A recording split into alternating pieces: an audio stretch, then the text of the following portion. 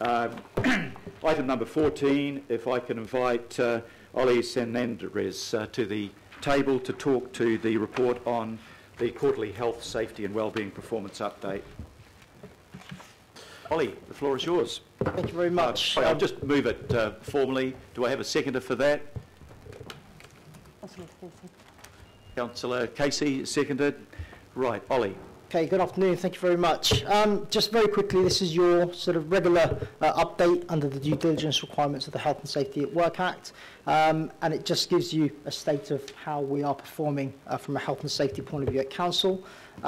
Like the previous ones before, I'll take the report as read. I'll focus in on 3 areas that I think particularly sort of are important for you to understand. The first one is obviously the good news. Lost time injury frequency rate maintains to be coming down, which is fantastic, which shows that the systems are working. The second one, sort of moving on around that, is the corrective actions and critical risks. So whilst we are seeing the lost time injury frequency rate coming down, what we are seeing through the system is that we have got some corrective actions that are not being actioned by our people leaders. Now, this is quite an important point. Because actually what this means is that we have the systems in place as an organisation. If people aren't engaging with those systems, each one of those could potentially be a risk.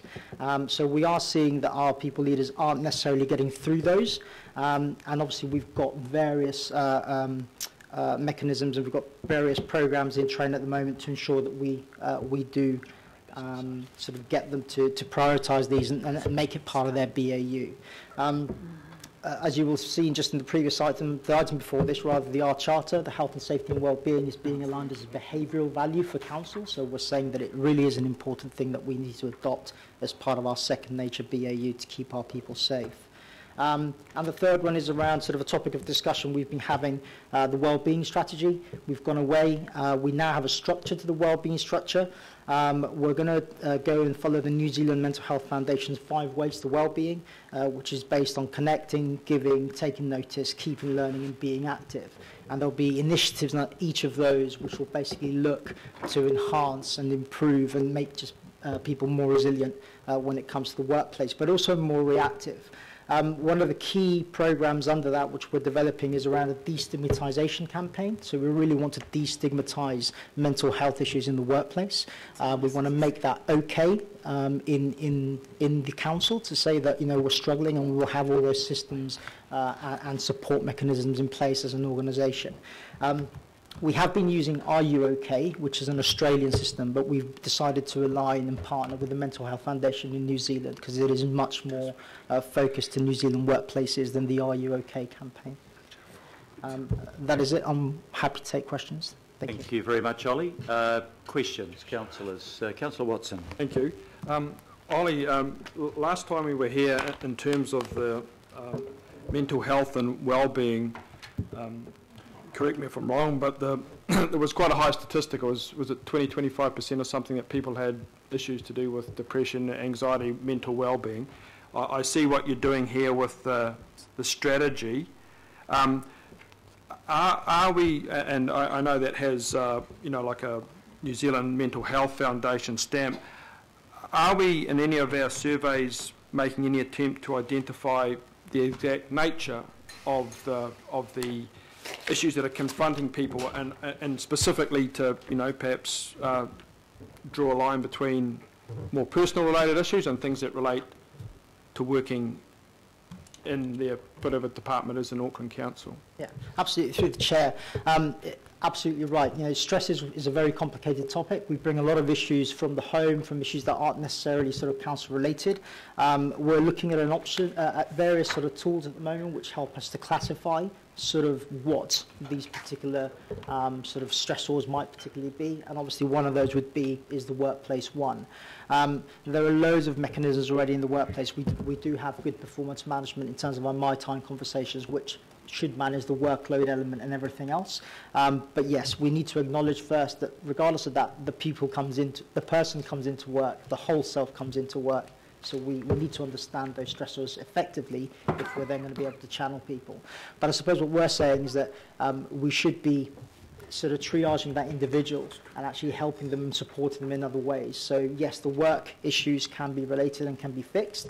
If you're having issues in your own personal life, then there should be signposts where we should be supporting people to go towards, and that we've got things like EAP at the moment where you can go and get counsel, help and everything else. Thanks. And just a follow-up question, if I may.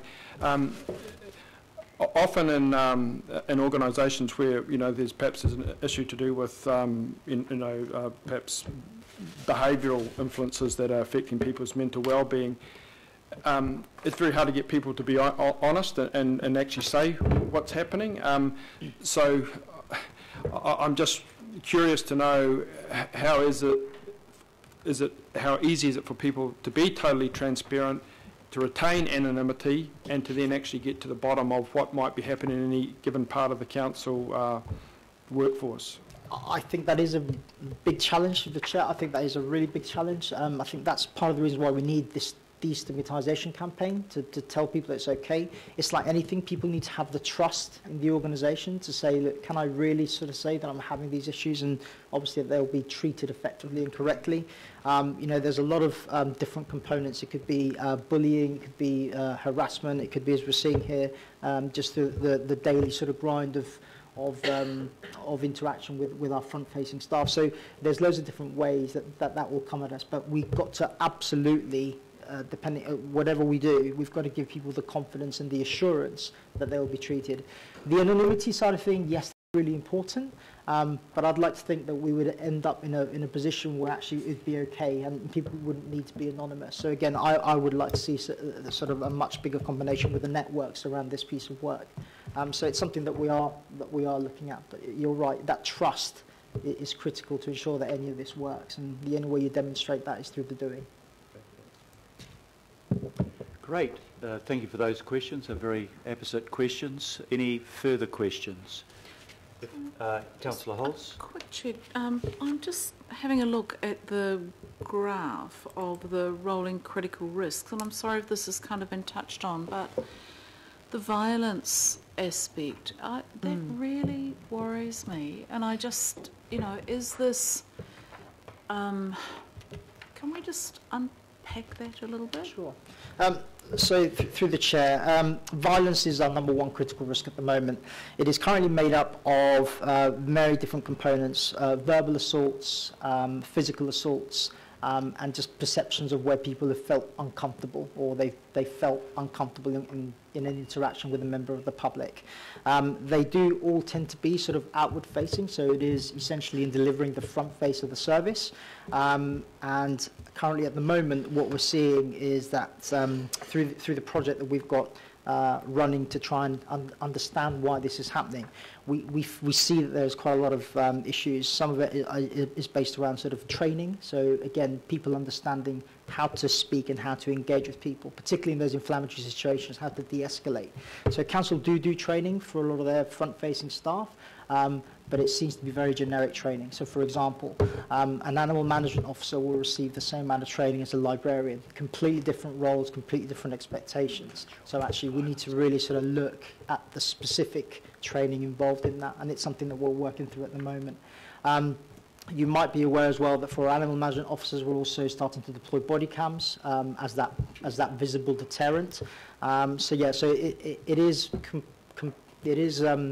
combining a lot of different sort of issues, but it is something that by far is outweighing sort of all the incidents that we're seeing reported at council. Yeah, I think, Mr. Mayor, there's two issues in that for me. I think we need to be vigilant and guard against the way we talk about our staff, lest we exacerbate that perception that they are inhumane, dehumanised bureaucrats, and I personally have taken to responding very strongly to emails that call our truck drivers cretinous people that need to be sent back immediately to sort out their behaviour. So I think as the senior leaders of this organisation, we need to protect our staff. Secondly, I'm very worried about our staff being vulnerable to severe bullying on social media. And I'm sorry, Councillor Casey, but our cat people have reached new heights in bullying and in inappropriate behaviour towards our staff. And the utilising of staff photos of the so-called naming and shaming of our biosecurity staff and talking about genocide and swastikas, I think we need to be not party to that, and I think we need to support our staff in whatever way we can. It's not necessarily violence, but to me, if we don't stick up for our staff on social media, we're being complicit in bullying and violent behaviour, albeit not of a physical nature. Shut them down. Yeah, absolutely endorse that. There is zero tolerance for that sort of threat or abuse of staff members. I don't care what the cause is. That is not the way that we should tolerate our staff ever being treated. And we've got staff that do really hard jobs, like, you know, the people that give the parking tickets. It's not the most popular job in the world. If they weren't doing it, people would just not obey the bylaws at all. We need to be in behind and supporting our staff at every point. And thank you for that, Councillor Hulse. Councillor Newman. Yeah, the animal management, the animal control, I've spent time with those people out in the field, and I can't imagine a more unpleasant job, to be honest, than working at the animal shelters. Incredibly risky job, in my view, to one's health, because you have no idea what those, you know, what's going on with those dogs. Although it's not sort of spelt out here, I have asked the question before as to the practices that are continually applied and audited in those locations to protect those officers. I mean, I accept that they're trained on, you know, to go out to respond to marauding dogs and irresponsible owners, but also to you know, the dogs in the kennels which present with significant health problems, and they could be dealing with a whole lot of different mutts every day. Look, could we get some more information in slower time, Your Worship, back on the situation with respect to training and audit around the health of those staff in the shelters, because it's a time bomb, those locations. The dogs come in, they are travelling in vehicles, they are then put into confined areas, they have to be assessed, try and get a determination as to whether they're chipped or what have you. The staff who work in those locations, I think, are in a particularly vulnerable area. And you know, when you say to me that they receive the same treatment as same training as a librarian, that concerns me. But secondly, because I don't think the job's the same. It's not. But secondly, I think that I would imagine this probably contributes to the stress of those frontline staff in particular, and the high level of attrition. And I know that it's very difficult to get a full complement of staff working at the animal management shelter in McLaughlin Road, and I imagine it's the same situation elsewhere. So could we have some information back at a later date on the situation that's occurring at those shelters? Yep. I think that point's been taken on board, Councillor, by Ollie, and we'll get some information on it. Okay. Can I just clarify through the chair, in terms of the violence training, they obviously get AMO specific training, but in terms of the violence module, which is around how to speak to customers, how to deal with de-escalation, it's the same. So the AMOs do get specific training. That we don't train our librarians and AMOs in the same stuff. So I just want to make that very clear. Okay, thank you. Good to have that clarity. Sometimes animals are easier to deal with than people, however.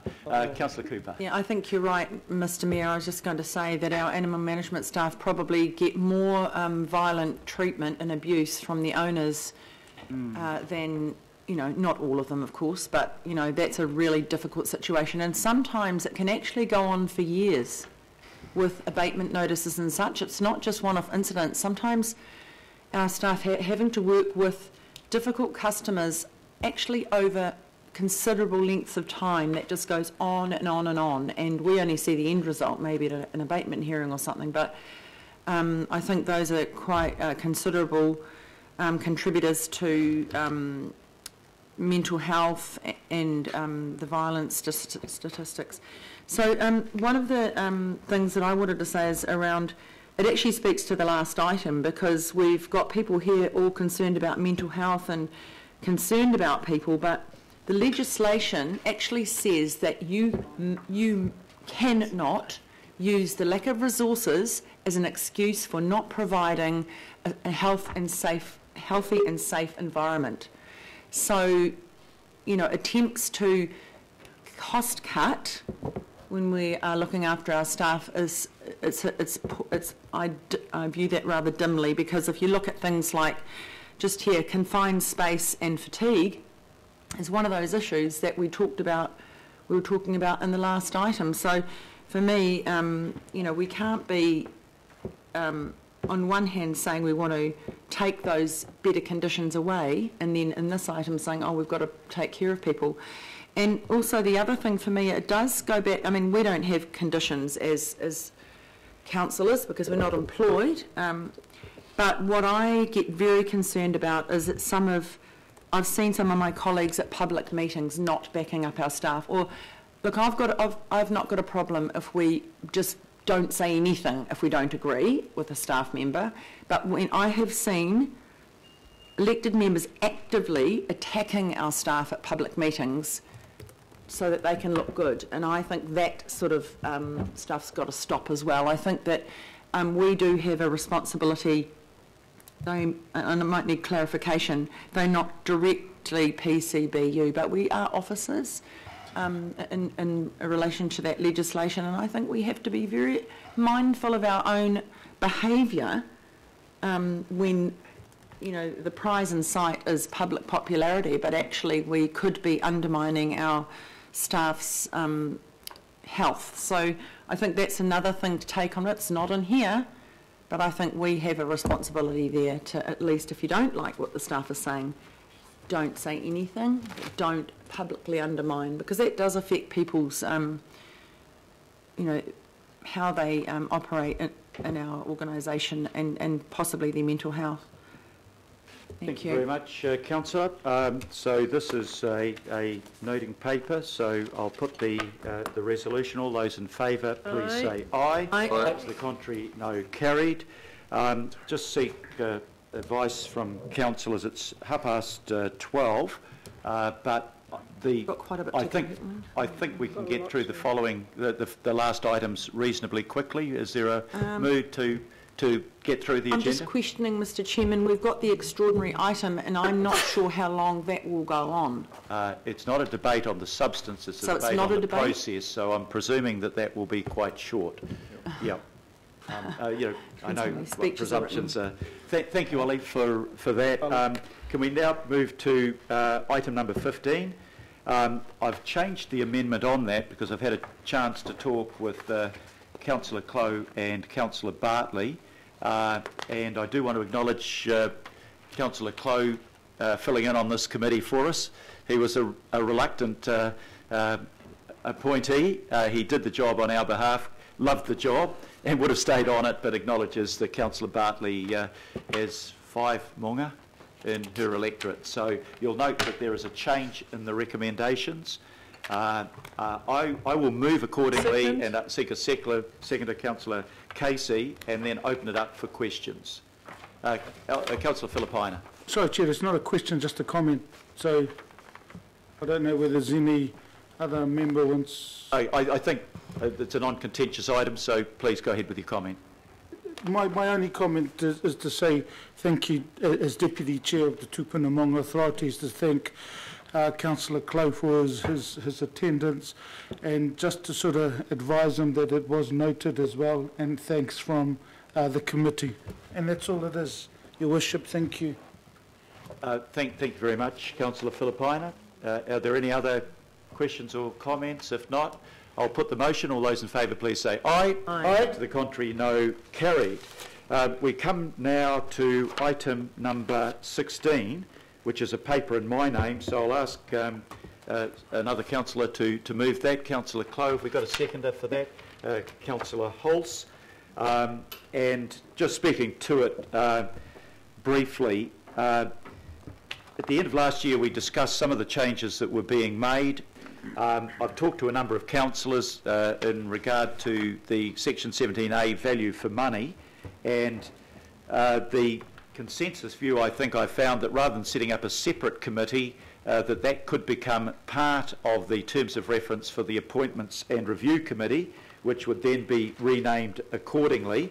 But what this does is it formalises a process in a committee structure that previously, or right up till yesterday, we were doing informally through a political steering group.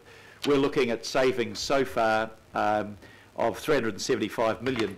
I think to set it within a formal structure of the council body would be advantageous, and am recommending accordingly for that. The other changes are, now that we've welcomed Councillor Bartley onto the committee, she has accepted, I think, a very high workload, and I appreciate your really volunteering to take on that workload. So you're being appointed to Appointments, Performance Review and Value for Money, Community Development and Safety Committee, the Regulatory Committee and the Disability Advisory Panel. So thank you very much for that. Next change, after discussions with Councillor Casey, to revert to a 4-weekly meeting of the Community Development and Safety Committee, which she's very happy about. Removing Councillor Sayers at his own request from Audit and Risk and Strategic Procurement, appointing the Deputy Mayor as the Deputy Chair of Audit and Risk and Replacement, and adding Councillor Ross Clow to that, removing Councillor Wayne Walker at his own request from the Civil Defence Emergency Management Group Committee, and adding Councillor Bartley as a replacement, and that's it. So those have been moved and seconded. Now there's a chance for councillors to ask any questions. Councillor Cooper.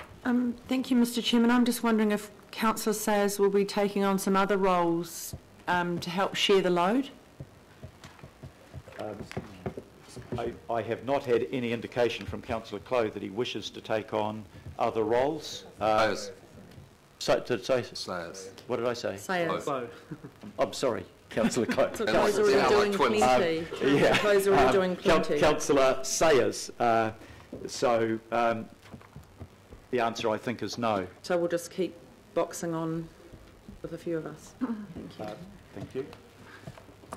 Nonetheless, your Freudian slip was perhaps appropriate, because I had indicated I'm happy to go on the Appointments and Performance Committee, given value for money has been added to it. Appropriate. Okay. Happy to go on. Sorry, let's have a look at where we were on that. So you're being you're being appointed to Audit and Risk, but you're also keen on performance. Well, I think it's appropriate, given I'm chair of the Finance, and I was chairing the Value for Money Committee. I'll accept before. that as well. I won't accept it as an amendment. The mover and seconder, the seconder will need to accept that as an amendment. So we'll move that accordingly. Are there further questions about the structure? Sorry, I've got Councillor Stewart on my list. Oh yes, I think I've actually requested to be removed from the Disability Advisory Panel, and Councillor Bartley is replacing me there, but I'm happy to attend some of the meetings, you know, when I can. So thank you. Thank you.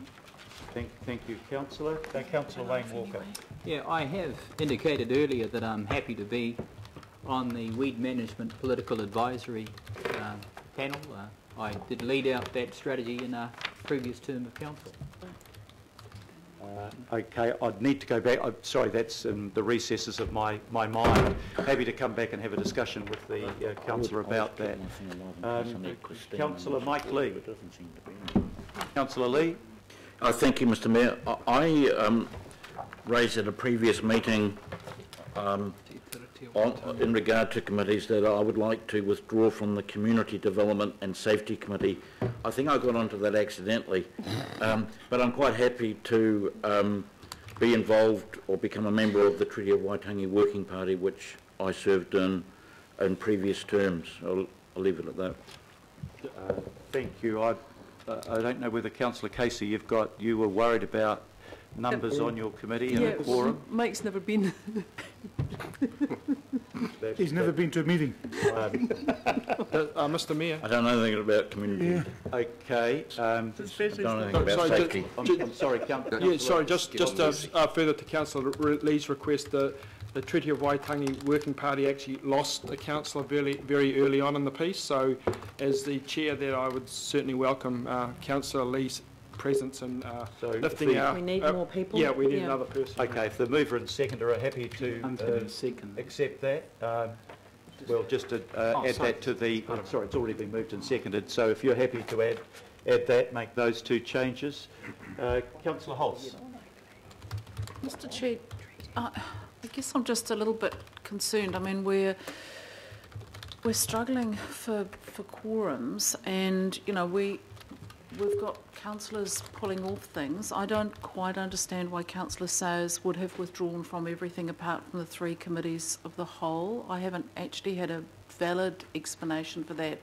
I'm confused. We are paid a very large salary for a very full-time job, and we do have an increasingly smaller pool of councillors here to do the regional work on a regular basis, to uphold the quorums at meetings, and to do the workshops that are required for us to give full effect to our roles. I think I don't quite understand the process for pulling back and going, I just want to do 3 things. I'd like to do just 3 things. That'd be great. I don't find that a sort of a 60-hour week is actually cutting it at the moment. It's weekends as well. So, you know, the idea of just doing the 3 committees of the whole would be fantastic. So I guess I'm being a bit provocative, but I don't think that's okay for 100k a year. 107.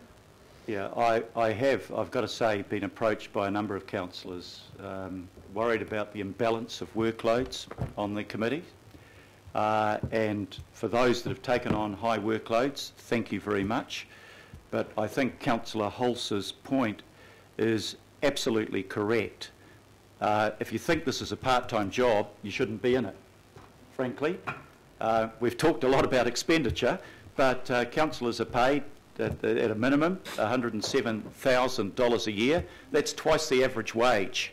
The person getting the average wage isn't working part-time, they're working full-time. So I expect every councillor, and I make exceptions for those. I know that there are councillors with health problems at the moment, there are councillors with family problems, and I'm in no way reflecting on those councillors. But for councillors that are fit and able to carry out the functions of their job, I do expect them to carry their share of the workload. Because if you stand down from a committee, you actually pass that burden on to another councillor. Yep. And I don't think that's fair. I don't think that's the way that we should be running this.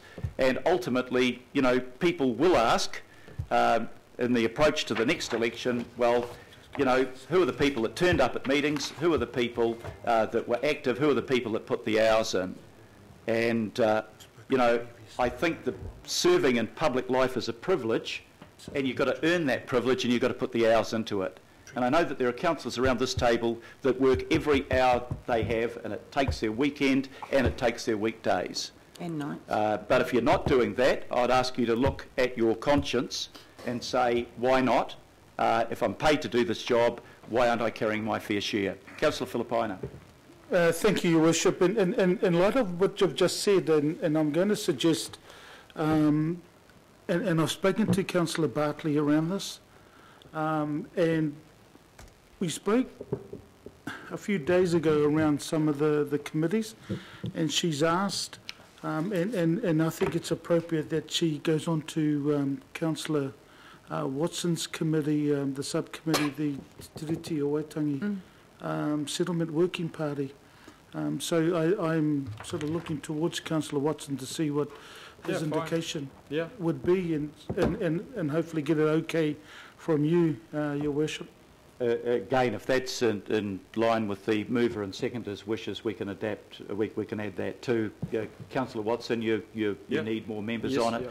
I am conscious that Councillor Bartley's taking on a huge workload, and I thank her for that. Good on her. If she's happy to do that. Yes, I'm happy to. I have no life. This is my life. So. Why not? Join the club. Okay. Councillor Newman. Oh, well, You've forgotten. no, thank you, Your Worship. I mean, I guess the I was going to raise, because I did recall the other day the reflection that Councillor Lee had raised previously about his interest in the Te Tiritia Waitangi Settlement Working Party, and so, but that's been picked up. Look, my only, actually, I should probably take this offline because I have sent a note to Councillor Cooper previously. A couple of us, I think, have been requested to do training, they're making good decision training for the regulatory committee. I'm on the regulatory committee. I've agreed to do that. I've got quite a bit on myself, but the training for that was cancelled, and I've been told that the next opportunity will be in September. So I'm happy to do the things that I'm asked to do, but I can't do them unless the conundrum of the training required can be addressed as a matter of urgency. So can I just ask that could be discussed offline, please? Yeah, maybe Marguerite, are you the best person to comment on that? Well, I don't know anything about the training being cancelled, but I'll certainly happy to take it offline and see what we can do. Yeah. Councillor Cooper, you might like just to add, it's run through our hearings team, but it's just that obviously there's not enough numbers because they're not just for council, they run them out for other people. So that's the issue. It's not us. It's the organisation that run it. Okay. Don't have enough, but I mean it is unfortunate. But I did have a question, but I don't know if there's other people first. Okay. Yep. We'll add you to the list.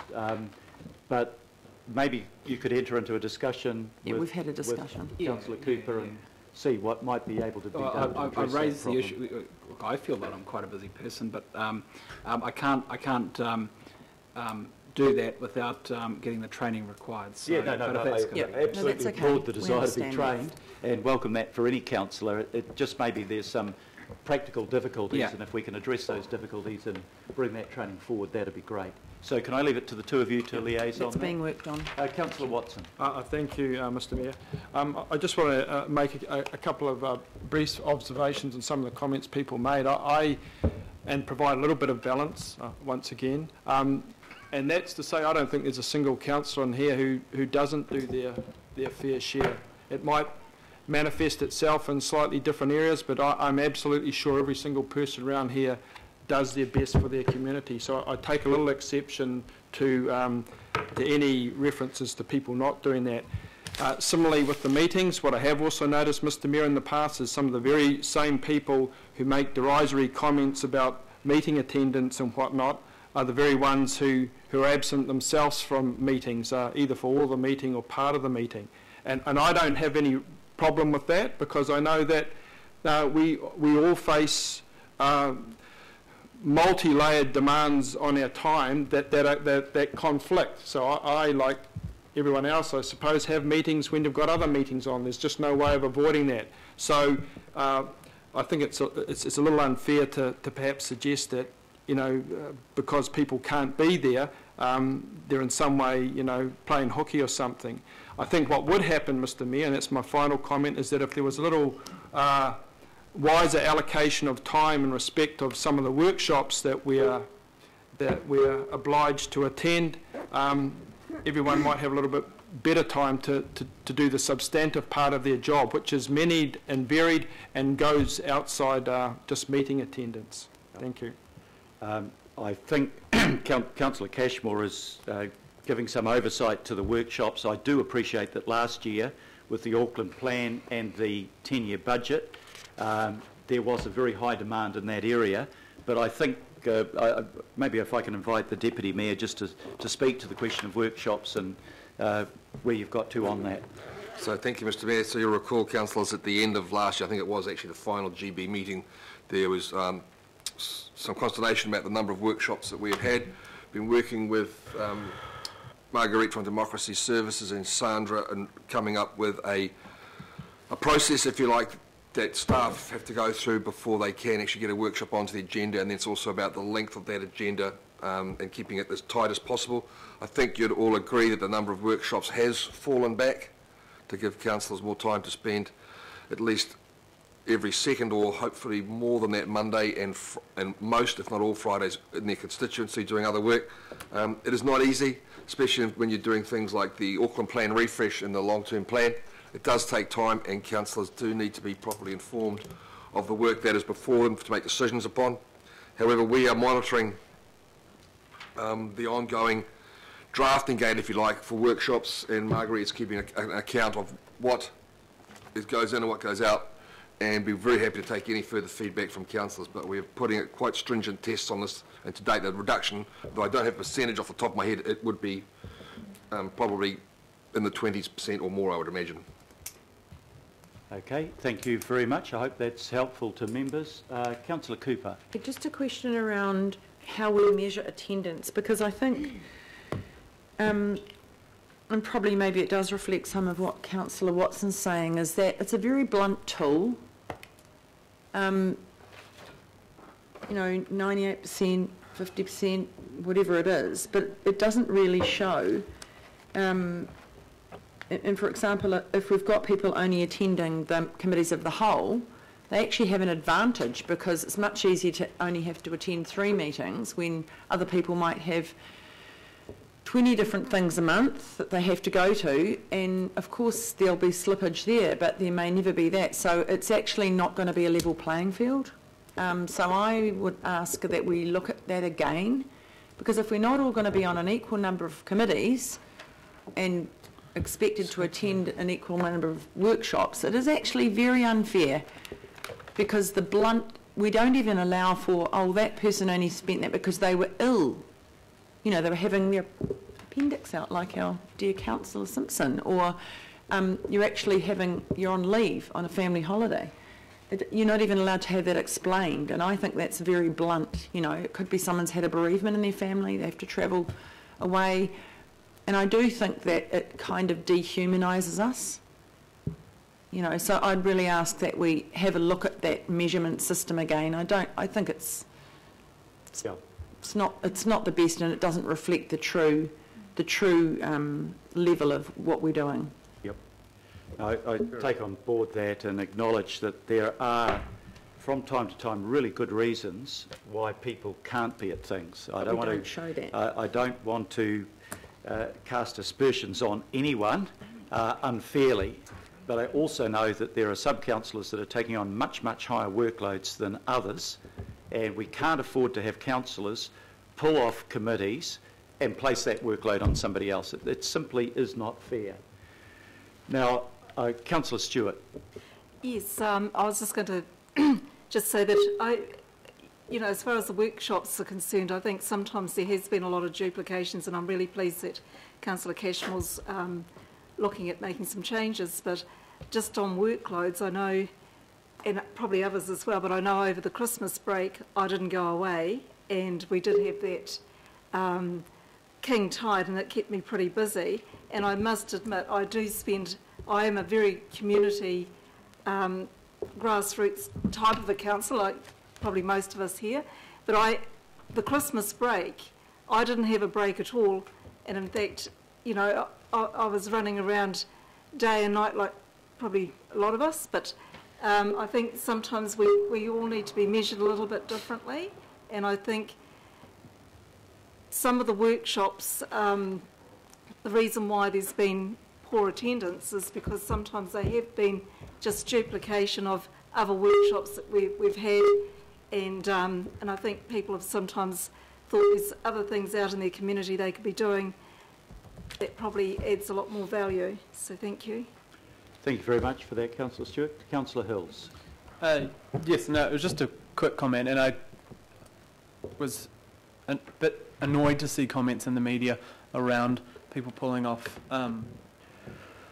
committees and saying things that were never said in the actual meeting. So that was a bit confusing to me, and sounds like there was other explanations to the Mayor as well, which it's just a bit annoying. I guess for me, and I don't want to look like, oh, you know, we're all telling on each other, but we say enough about staff. So, you know, I'm on 9 committees and on Rainbow Panel and a lot of other things after hours, as well as all the community stuff. I don't think I've probably had a few Fridays where I can be in the community this whole year and a half. Yes, I had missed 4 meetings for honeymoon, but that's it so far. It does get a bit annoying when people are not here or turn up late and then we're an hour over. I do agree with Councillor Cooper that maybe one thing I'd like to do is stop the clock when the the attendance clock when the meeting was scheduled to finish. So if a meeting is scheduled to finish at 4:30, then attendance clock should stop ticking, because sometimes we're here till 5:30, but often you've got stuff booked and you have to go. The other thing, you know, we had a lot of people asking for hearings, weeks and weeks of hearings, but there's some people that wanted that can't turn up to the stakeholder hearing. So, you know, sometimes there's been 6 of us in the room, and I've had a lot of comments and messages saying that it's disappointing to see that. So, yep, we want everyone else to be accountable all around us, but I managed to do my 9 committees, and, you know, some people want to do fewer. So, yep, there's a lot of stuff we do outside hours, and like Penny Health, sometimes you could be doing 70 hours a week or more, nights and weekends, and plus all the emails and stuff. Not complaining, but it does get frustrating when we can't get quorums, which is happening every now and then quite often. And, you know, I take it definitely not aiming at anyone who is unwell or has family stuff, and everyone has that every now and then, but I guess for us being paid over $100,000, we should be here doing the hours we can and fitting the community in around as much as we can as well. So I was just disappointed to see some comments in the media, but I'm also disappointed that there are a lot of us who turn up and expect to be here, and the staff, it costs a lot of money for the staff to be waiting around for us too when we're not here or we can't get a quorum. So that's my 2 cents. Thank you very much. Is there anyone else that wants to make a Councillor Casey? I just want to say thanks to the Mayor for restoring the manner to the Community Development Safety Committee. We're returning to monthly business meetings, and I invite Councillor Sayers to become a member, because it's the best committee of council. And we leave the centre, we have themed meetings, we share responsibilities, and we interact with the community. So it would help me if you said yes, because then sometimes the quorum is a bit dodgy because of illnesses. I'm very happy to. Okay. And I'd also like to take a speaking turn. Okay. Can I make that another thing? So we'll add that with the agreement of the mover and the seconder. And Councillor Sayers. Thank you, Worship. I need to start off by saying that I'm deeply offended by some of the comments of councillors towards other councillors around here, that people aren't doing their fair share and pulling enough hours into this job. I think that's rude and disrespectful and inaccurate. And Your Worship, I'm deeply disturbed by your comments in this debate. Just this week, we had our first opportunity to sit down and discuss my resignation from those committees. I wrote to you and to the Chief Executive explaining the 2 reasons why I was resigning from those committees. In the interim, before I met you, both Mike Lee and myself, who resigned from the same committee, were approached by the NBR. We did not approach them. We made our comments and our views clear on one of those issues of why we resigned. So if any of the councillors are unclear about the reasons behind that, they should read that NBR article. And Your Worship, you know, when we met and we had our discussion just a few days ago, you wanted me to elaborate on that second point. We ran out of a bit of time there to fully explore that, but I'm just disturbed of your comments this afternoon, especially not wanting to explore why 2 councillors have exited that committee and to get to the root cause of that.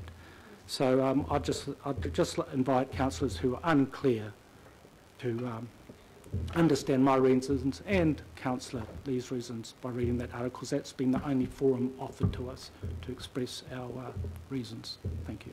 Thank you. Well, I think that requires a right of reply from me. I did raise it with Councillor Sayers about his resignation because I have your letter, Councillor, and any normal person reading this letter would have taken the message that the critical factor in your resignation from the committees was, quote, I was being asked to consider a very heavy workload and you needed, it was about the workability of so many committees.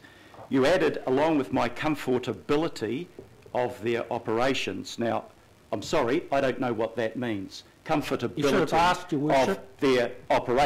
of their operations. Let me suggest to you, Councillor, that was a deliberately obscure comment. But I then did read, and I raised this with you. Let me finish, please. I did raise with you personally, and I'll now raise, because you've raised it, in the governing body, the comment that you believed that this was your resignation, you said to the MBR, was nothing, didn't see anything at all about workload, but it was about over $100 million of unbudgeted money being approved behind closed doors. Now, I know a number of councillors were really concerned about that. That implies that somehow we are not following proper processes. I'd remind you, Councillor, that you were Deputy Chair of Audit and Risk. At any time, if you believed that any action of this council or any committee that you were on was inappropriate and was not following set rules, that would have been the place to take it to. You're Deputy Chair, you were Deputy Chair of Audit and Risk, and I don't see anything to suggest that you thought that Audit and Risk was other than an effective committee. But I would have thought that if that was the major reason for resignation, you would have raised it at Audit Risk, you would have raised it with the Council's internal audit team, you would have raised it with Audit New Zealand, or you'd come directly to talk to me about it first. And you still have those avenues open to you. But I don't want any suggestion outside of this room, unbacked by evidence, that this council has acted improperly or unlawfully unless you can back it up. And I would absolutely urge you to come to Audit and Risk, as you're entitled to as a councillor, even having resigned as Deputy Chair, and to put the case why you made those comments, and to allow the audit team, half of which are independent professional auditors, to examine your claims. That would have been the right way to do it.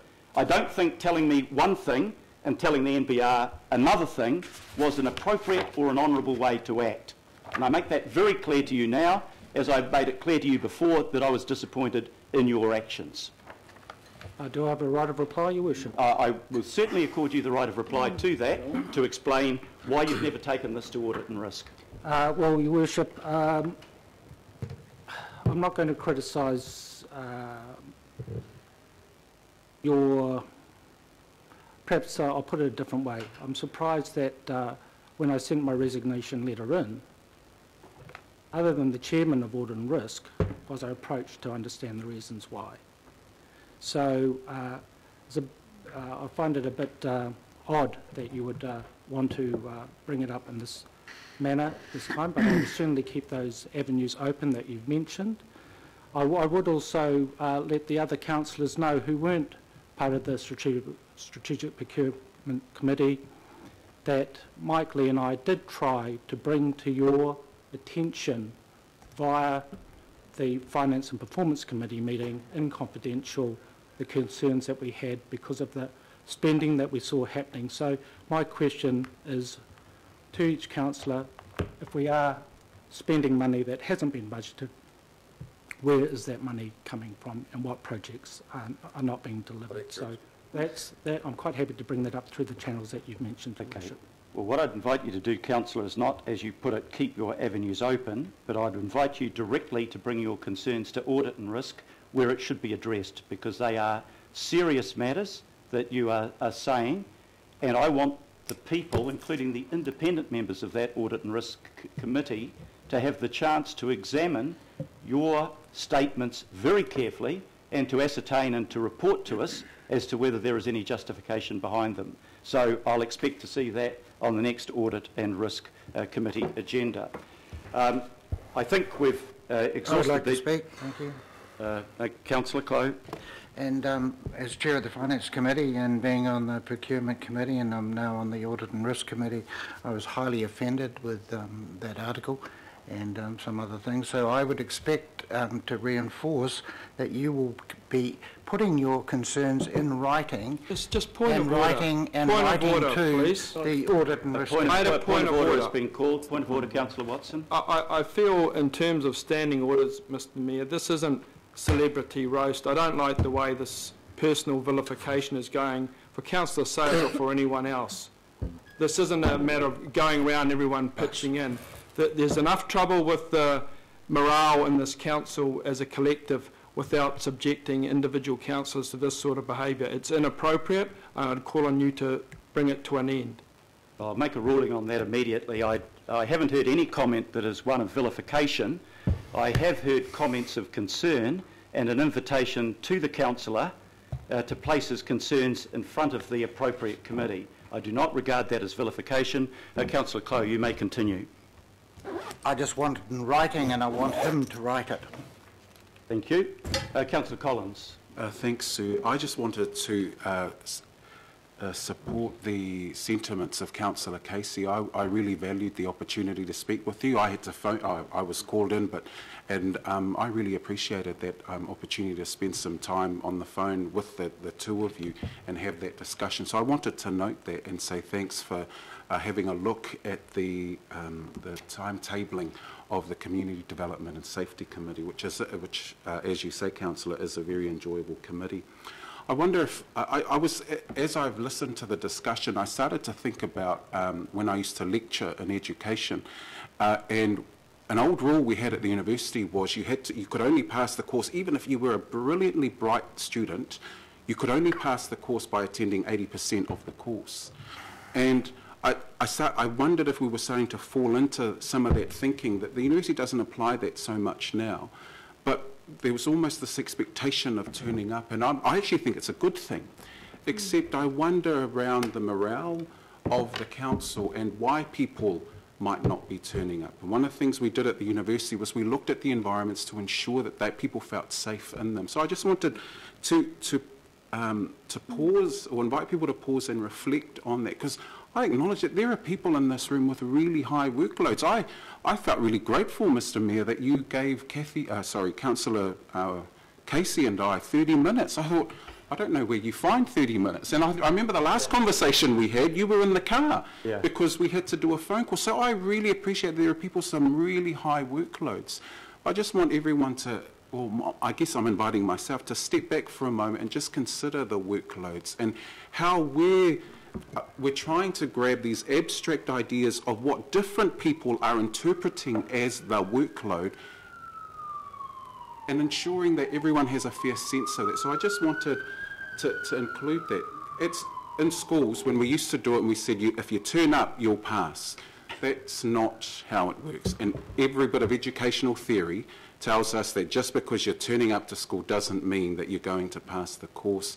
And so I would welcome some further consideration of this, the morale of people turning up to the meetings, and through an email that was passed from yourself, Mr Mayor, through to the Deputy Mayor, and thanks to Deputy Mayor Cashmore, who came and saw me as well and had a conversation with me about looking at the hours, because I had suggested, why not we compare ourselves to Parliament, which sits between 2 and whatever else, and just have a rethink. And thank you, Deputy Mayor, that he was prepared to take on the idea and say, look, we're considering all of this. And I just thought it was important to have that, to say that, but because I think there's wider context for us to consider. Yep. So thanks. Thank you very much, Councillor, for your constructive comments. I'll put these recommendations as amended. They're on the screen in front of you. All those in favour, please say aye. Aye. To the contrary, no. Carried and unanimously. Item number 17.